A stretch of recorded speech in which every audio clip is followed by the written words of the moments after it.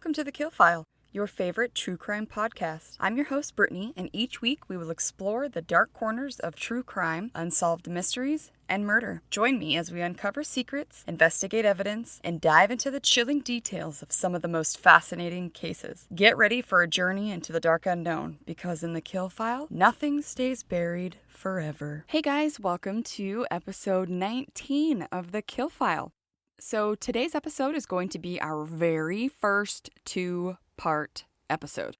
Look, I thought about having this as one long-ass episode, but after 15 pages of research, I was just like, this is just too long for someone to listen to all at once. I know I did another one like this where I did put it into just one episode, and it ended up being about an hour and a half, which is awesome, but it's also long. So I'm going to try to do it split this week and finish this up next week and see how we feel about it. I did a deep dive on this man, and information was just coming from everywhere, so I'm super excited to share it with you guys. Quick shout out to the people who have been suggesting cases for me to check out. You guys rock, and keep them coming. You can submit them at the website form, thekillfile.com. I've gotten a few submissions that haven't been cases, so I'm not really sure what's happening there. But if you're wanting to contact me with something else, make sure that you email me at thekillfilepodcast@gmail.com. And remember, the web form is on the site just for case submissions. Okay, guys, today's case is insane. Absolutely insane. We are going to be talking about Britain's most prolific serial killer, Dr. Harold Shipman, a.k.a. Dr. Death, a.k.a. the Angel of Death. You guys, when I tell you guys that this man is the actual definition of a serial killer, I mean it. Today's trigger warnings are typical for us here with murder, suicide, and talks of drug overdose. There is also mention of a child death. Also, on a side note, Harold Shipman obviously goes on to become a doctor, but many people agree that he was no doctor of any kind, since this man abuses his privileges, his medical license, and is just such an all-around shitbag. He was also so goddamn arrogant, and he thought that he was better and smarter than everyone else. And since I'm sure that he would arrogantly tell you to call him Dr. Shipman, I'm going to call him Harold.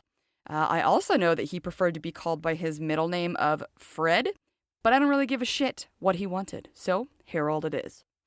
Today's story is going to take us across the pond all the way to Nottingham, England. We love a good England story. Harold Frederick Shipman was born June 14th, 1946, to his parents who were said to be devout Methodists. Harold was said to be an aloof and somewhat distant child. Harold was born into what is considered a working-class family. When he was in his younger years, he played rugby, and apparently he was a really talented player. His mother, Vera, was said to have possibly encouraged him in a way that she thought he was somehow special. It was also said that his sister, Pauline, was not very good at school, and she actually dropped out by the age of 15. Also, his younger brother, Clive, wasn't as smart as Harold, who ended up being the middle child. He was the vice captain of the athletics team in his senior year, and at some point was also a long-distance runner. It was said that his mother, Vera, sort of ran Harold's life, deciding who he could play with and not. It was said that she had more ambitions for Harold than she did for her other two children. Unfortunately for Harold, his mother passed away on Friday, June 21st, 1960, from lung cancer when Harold was just 17 years old. Harold and his mother were apparently very close, so her death had a profound effect on him, and so did her sickness. It was reported that Harold kept his mother's illness from any of his school friends until his mother passed. And when his friends asked him how he coped, Harold told them that he just ran in the rain that night for hours. Which one person involved in the case and one on the documentaries thought was kind of weird that he did this, but I say that we all grieve differently, so I didn't really think that was weird. However, schoolmates found it odd that he seemed completely normal, like nothing had happened, when they knew that he must be going through it. When his mother was nearing the end of her life, Harold would watch as different doctors would come into their home, and they would give his mother morphine to probably make her more comfortable at the end of her life. From my own experience as a CNA in a long-term care facility, when the hospice team came in, it seemed a common practice to quote-unquote make people as comfortable as possible when they are dying and there's just nothing left that can be done. It was said, however, that Harold was present to see the effects this drug had on his mother and the side effects that came with it. In Harold's eyes, this morphine would take away all of the pain while he knew that his mother was suffering without it. Even though her cancer was terminal, the actions of the doctors who came in must have had some sort of impact on Harold. In fact, it wasn't until after his mother died that he came out and said he wanted to become a doctor. While Harold was attending Leeds Medical School, he saw his soon-to-be wife, Primrose, on the bus that he took to school. Just a few short months later, Primrose would become pregnant with their first of 4 children. Harold and Primrose were married in 1966. 4 years after Harold was married, he graduated with a medical degree from Leeds School of Medicine. Harold would go on to spend his first couple of years practicing medicine at the General Infirmary in Yorkshire. Then he would move on to become a general practitioner, or GP, in the year of 1974 in West Yorkshire. It was said that Harold answered an advertisement for a job at a medical publication, and after his interview, he was offered a job in a busy general practice that was located inside of the Abraham Ormerod Medical Center in Todmorden. In the year 1975, Harold would be caught forging prescriptions for himself. Harold would start to obtain pethidine illegally while working and practicing medicine. Pethidine is an opioid used for pain relief. It's widely thought that Harold may have been prescribing larger doses than needed for obstetrics and then keeping the leftovers for himself. When local detective George McKeating went to see Harold, he noticed that there were track marks up and down his arm.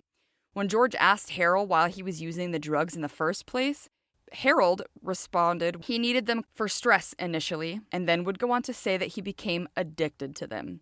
Harold almost lost his license for this, and frankly, I, along with others, were surprised that he didn't.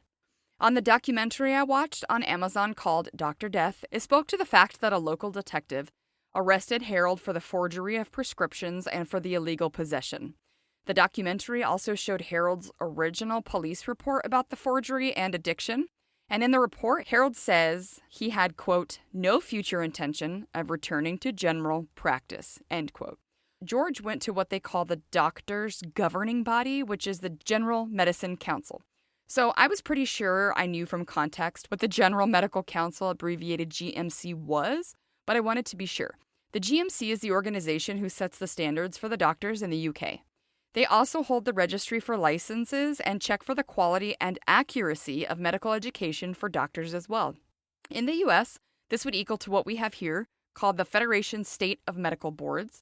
I also saw that state governments have state health professional licensing boards as well, which is why sometimes you must obtain a different state's license when you move, although I don't know how that works for doctors or anything. To be honest, I sometimes struggle with the fact that states can hold such different standards for so many areas of their own government.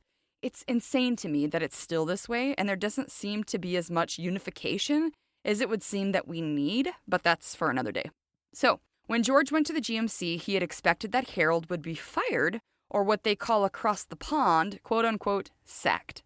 George said, quote, I was sat with me briefcase waiting to be called, and this guy came through and said, oh, it's finished. Then George went on to ask the man, like, what do you mean it's finished? I guess the guy told him that the chairman didn't think that George was a danger to the public, so he wasn't going to, quote, strike him off. Which I looked up to make sure that I knew what this meant, and it does mean to basically strip a doctor of their license and remove them from the official register, where that person would not be allowed to practice medicine again. Correct me if I'm wrong, but I feel like here in the US, they would have kicked his ass out pretty damn quick. However, I guess this was 1975, so maybe not. This was during a time where doctors were seen in such high regard that it was almost unfathomable for someone like this man to do anything wrong. Which is just so sad, because I am willing to bet that this chairman was kicking himself for not stripping his license after the truth came out about Dr. Harold Shipman. George went on to say that he himself was quote-unquote flabbergasted, to say the least, about what this man had just told him in reference to Harold's medical license. George said that he knew that he would be hearing about this man again in the future and did not believe in Harold's ability to rehabilitate from this drug abuse. At this point, Harold was fined a mere £600, and then he was sent off to rehab. So, to put that into perspective, 600 pounds in 1975 would equal about 6,300 pounds today. Also, that 6,307 pounds today is worth about $8,187 in US money. So, back then, it would have been roughly about $1,500 US dollars that he was fined to pay in 1975. Which today, I mean, if I was fined $8,000, I would be screwed. But back then, I try to keep in mind that this man was also a doctor and probably had way more money than the average Joe. Either way, getting slapped with a pointless fine and sent to rehab seems like a small consequence for a doctor abusing his medical license and being arrested for forgery or fraud or for possession of illegal pharmaceuticals. I feel like there may have been a missed opportunity to stop this man from being such a heinous serial killer had the, in my own opinion, correct punishment been doled out in this incident. In the summer that followed this incident in 1977, Harold would reappear in a city called Hyde that was about 30 miles from where this arrest had taken place. He started practicing medicine again and was able to rebuild his reputation as a quote-unquote trustworthy doctor for people in the Hyde area.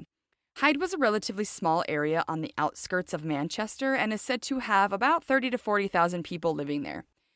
Excuse my ignorance, as I have mentioned, geography and history are not my forte. So, I had to look up where Hyde was because I was curious, and obviously I know absolutely nothing about England, Britain, the UK, like nothing. I am a legit moron. So, I found it confusing because one source said that this was Britain's most prolific serial killer, but then one book said that he was born in England. And then there were things about a Yorkshire, and this is where I was just lost. So, it says for any of us who don't know, and it's probably just me, but the UK is made up of 4 countries: England, Scotland, Wales, which those 3 together make up Great Britain, and then Northern Ireland. When I looked into where Hyde was, it shows on the map that it was northwest of London and just east of Manchester. This left me still not knowing what a Yorkshire was because on the map it showed Hyde was south of West Yorkshire, so now there was a west one. When I looked up what this meant, it said that a Yorkshire is, quote, an area of northern England which was historically a county, end quote. So I'm starting to be able to visualize this area, and for anyone who already knew this, or for my England listeners, feel free to share any information that we need over here.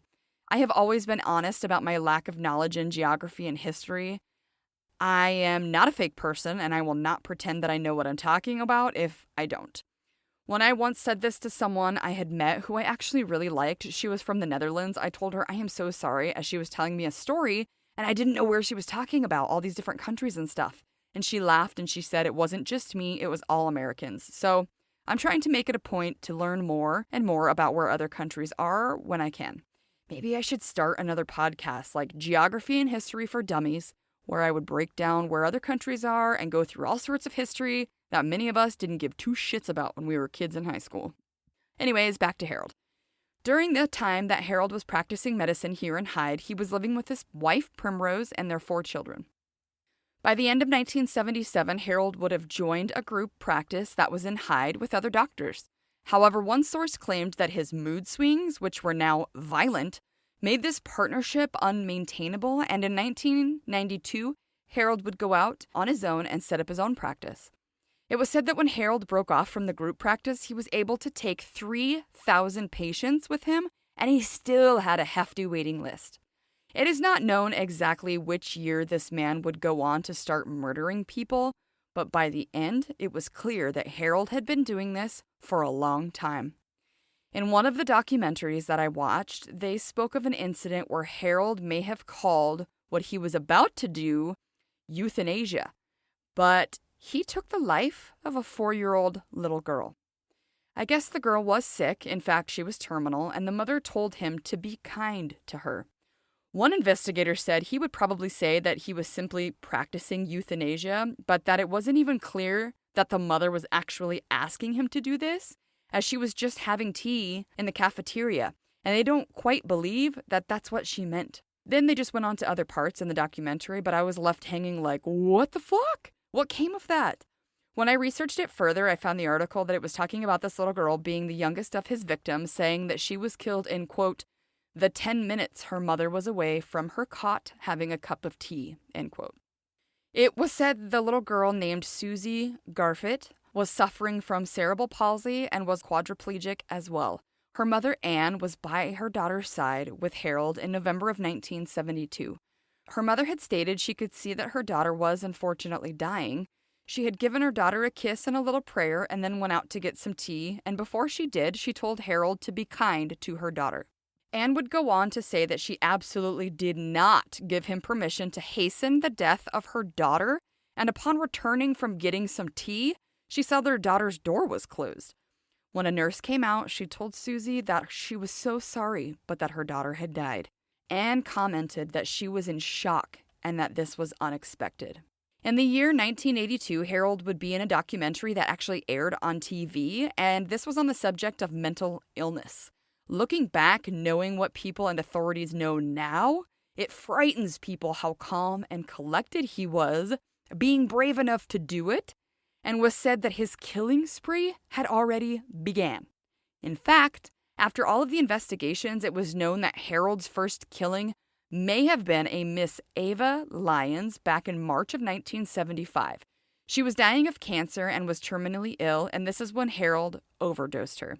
If his spree was based on this victim alone, one might conclude that maybe he was just giving a terminally ill, suffering patient the death they asked for and made it quick and done with. However, we first of all don't even know if the patient asked for that by any means, because she may not have at all. Let's say for argument's sake, though, that she did ask him to euthanize her. What could have started off as something good, helping people out of their misery, definitely did not end that way, with perfectly healthy patients falling victim to Harold's murderous ways. One might wonder if Harold got the feel for murder, realized that he enjoyed that feeling and that power, and eventually would go on to kill numerous innocent people along his killing spree. It was noted that people felt Harold may have liked the God complex he had in choosing who to kill and who to save. Harold's method of killing his victims would be to inject them with an overdose of opiates, often in their own homes, but sometimes in the surgery. Now, the word surgery often spoke of as another place where Harold would quote-unquote treat his patients, or sometimes even murder them there. So I had a feeling it wasn't quite a surgery center like it would be here in the U.S. When I did a little research, it looks like the building they showed with the word surgery on it, or what they were referring to when they spoke of surgery in this instance, is what we would think of as a doctor's office in the U.S.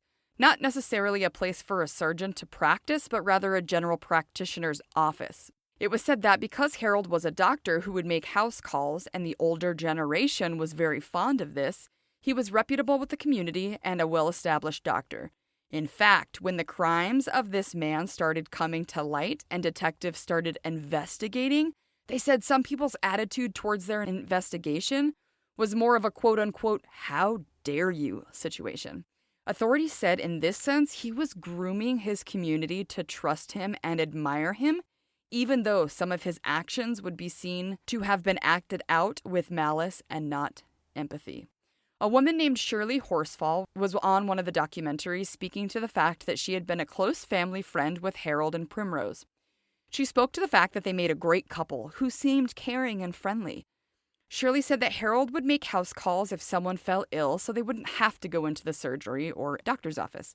She stated that he had a good sense of humor and that many people liked him. Shirley would go on to say that everyone knew each other in this smaller town, and that they would have get-togethers and spend time at each other's houses. One time, Harold told Shirley that her mother was falling ill after spending some time with them at a get-together. Shirley was unaware at the time that Harold had already began killing people. However, he was careful not to kill all of his patients, as this would obviously raise too much suspicion. It seems like he almost chose them methodically, which he probably did. Maybe he thought killing people too close to home would raise suspicions.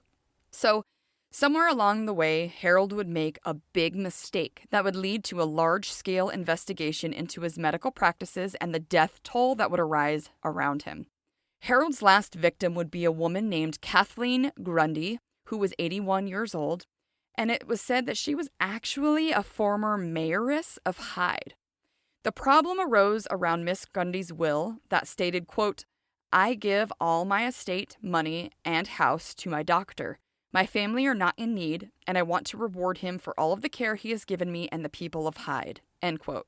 The problem here was that Mrs. Grundy's daughter was a lawyer, which over there they call a solicitor. Miss Grundy's daughter started investigating her mother's will in the pursuit of truth, not knowing the massive serial killer she was about to expose. On September 7th of 1998, Harold Shipman would be arrested for the murder of one of his quote-unquote elderly patients. After his arrest, 2 investigators named Mark Denham and John Walker were ready to interview him. They had no idea what they were about to uncover and the sheer size that this case would become. Detective Chief Superintendent, which in the U.S. would be the rank of detective, stated that he had received a call about a will that was written for Kathleen Grundy. This was approximately a month after her death, when her daughter Angela Woodruff took pause to the fact that her mother had supposedly left everything to her doctor. Angela didn't feel that this would be her mother's last wishes, as this quote-unquote will had stated. She had turned to the authorities to investigate it for her. One of the big parts of this will that was in question was the fact that this supposed will stated that Miss Grundy wished to leave her whole ass house to her doctor. Like, what?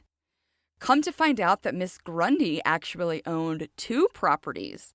So the authorities felt that if she was writing out a will of sorts, she would have stated to leave someone both properties, or one to someone and the other to someone else. That's a big part of where Harold fucked up.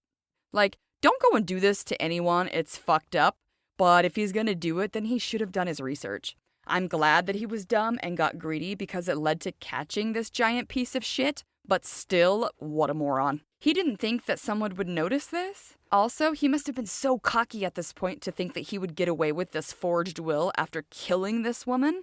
I think it speaks to the fact that this man had been doing this for so long and getting away with it this entire time. The ego on this guy.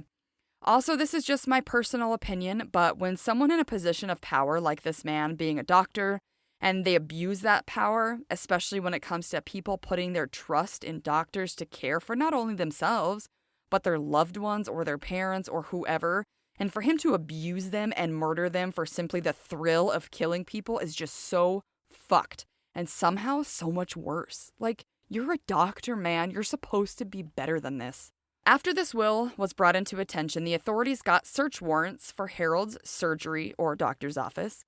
It was said that the search warrant is the reason that this case would be blown wide open. When the search warrant was being conducted, Harold handed the authorities a big old typewriter and then said to the authorities they would need this because Mrs. Grundy would borrow this from time to time.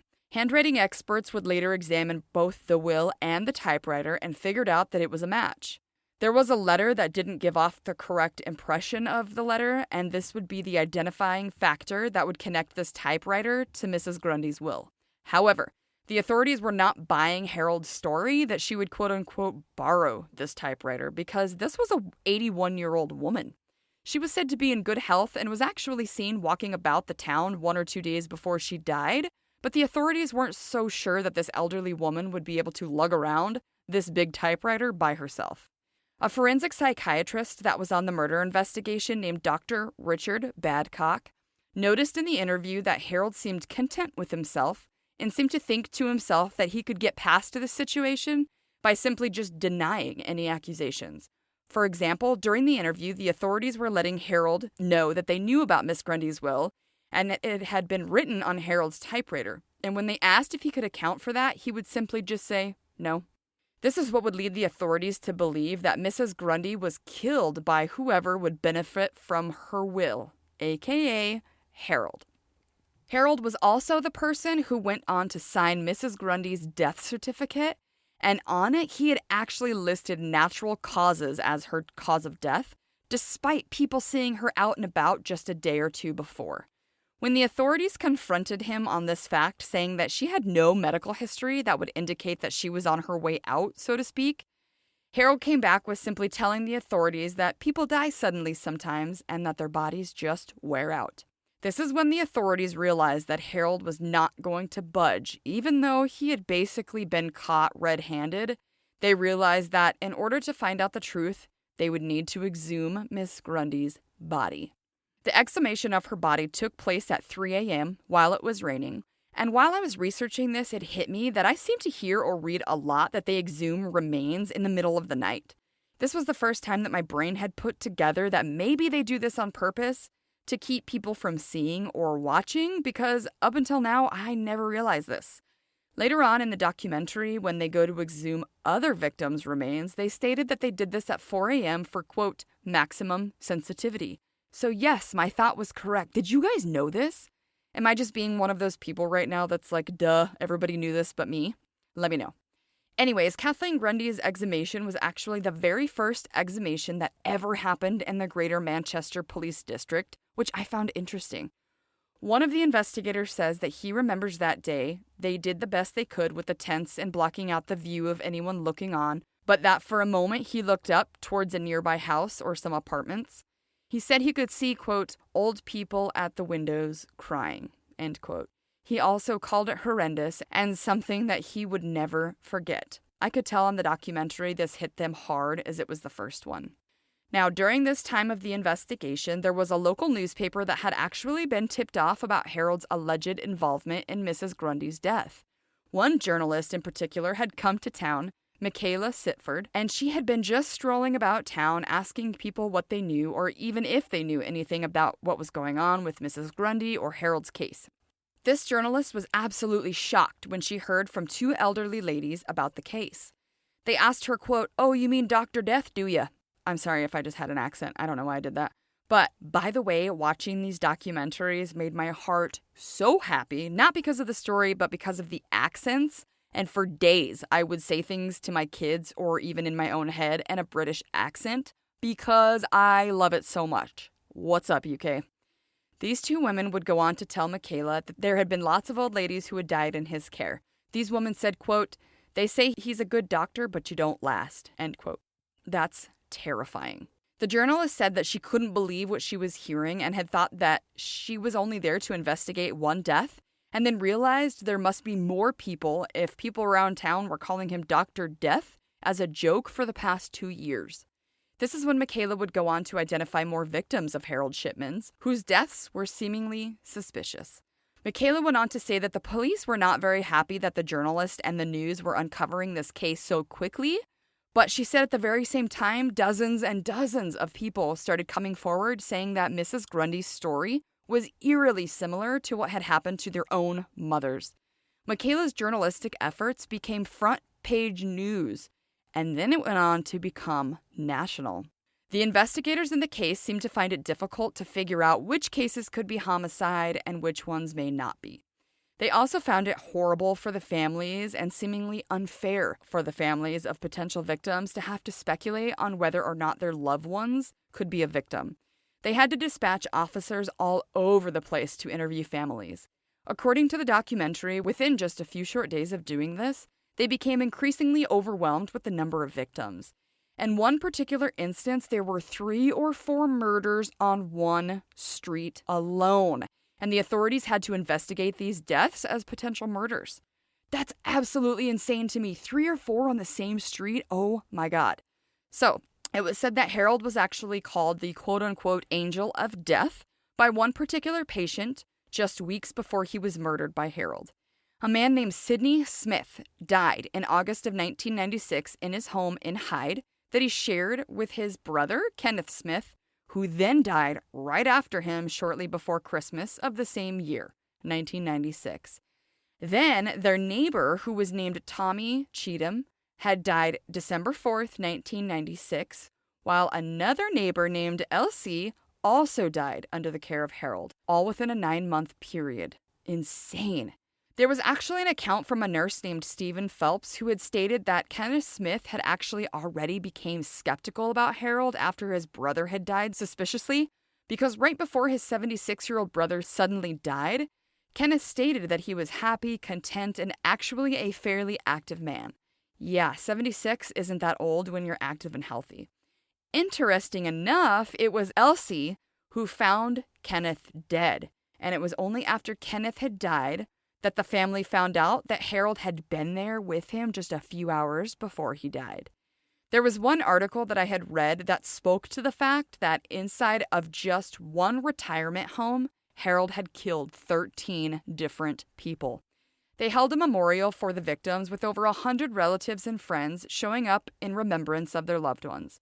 It was reported that a local father or priest joined them, along with local musicians, and together they sang the Rugged Cross, which I guess is also known as the Pensioners' Hymn. When I looked up what pensioners meant, it was basically a retirement community. It did seem as though there were some suspicions coming out of Harold's practices and patient counts before Miss Grundy's untimely death and forged will. There was a doctor named Dr. Reynolds who had worked with Harold. She had raised concerns to her husband about Harold's patients. Her husband, Nigel Reynolds, would end up being a careful witness, as his wife, Dr. Reynolds, had passed not long after Harold was convicted. She had raised concerns over the amount of times that Harold was present during the death of his patients, as the number was unusually high. When she brought this to the attention of the partners of where they all worked, she was reassured that Harold's patients were just very elderly and that he was well known for visiting his patients at home unannounced if he was concerned about their condition. The word concerned is in air quotes over here. Another doctor at the same practice had suspicions of Harold when this doctor named Dr. Booth visited a funeral director premises because they had some forms they had to complete.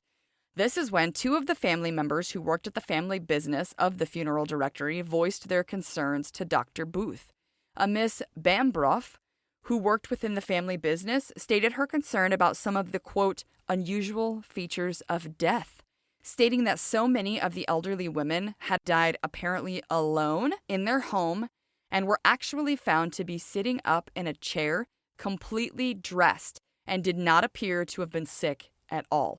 This woman also went on to say in her own experience, she was used to finding that people usually died in an actual bed, and they're also usually surrounded by quote-unquote paraphernalia of their illness. Furthermore, she stated that a friend or a relative were usually also present. Miss Bambroff also said she was noticing that Harold seemed to be there during the death or shortly after, and she often wondered how the hell he was even able to gain access to the homes or the premises of his patients or victims. One investigator, or rather DC, on the case was Sally Reed, who at the time was part of the Greater Manchester Police, and she spoke to the fact that at the beginning, they believed there to only be a few murders, Miss Grundy and maybe one or two others. But then they said they were blown away with the numbers that would come forth in this investigation. What started as the death investigation of Mrs. Grundy alone grew within just a few weeks of the investigation to 17 murders, and then shortly after this would grow to 62 deaths. Can you frickin' imagine investigating 62 deaths? Oh my God, this number would continue to grow still. And this is where I'm going to stop for part 1 this week. So we got a little introduction to who Dr. Harold Shipman is and what he will go on to do. Next week, we're going to look further into the public inquiry that happened after Harold was charged with just a fraction of his murders. And you guys, we haven't even reached the total number of victims yet. That number is going to blow your damn mind. This is one sick fuck who you will end up absolutely hating, I promise. So come back next week for part 2 of Dr. Death, when we will wrap up the rest of his crimes, his charges, his trial, etc., and see where this case takes us. I will see you guys next week for part 2. Stay safe, you guys. Bye! Well, that's it for today, guys. Thank you so much for hanging out with me today and listening to another episode of The Kill File. If you want to share your thoughts on what we covered today, suggest a case for me to check out, or if you're just bored and looking for something to do, you can head over to The Kill File's social medias and reach out. We're on Facebook and Instagram as The Kill File, and we're on YouTube and TikTok as The Kill File Podcast. Also, feel free to check out our website at thekillfile.com, where you can learn more about me, your host, and a little bit more about how The Kill File got started. I love hearing from you guys. Come back on Mondays, wherever you listen to your favorite podcasts, when we will cover another case on The Kill File, where nothing stays buried forever. Stay safe, you guys. Bye!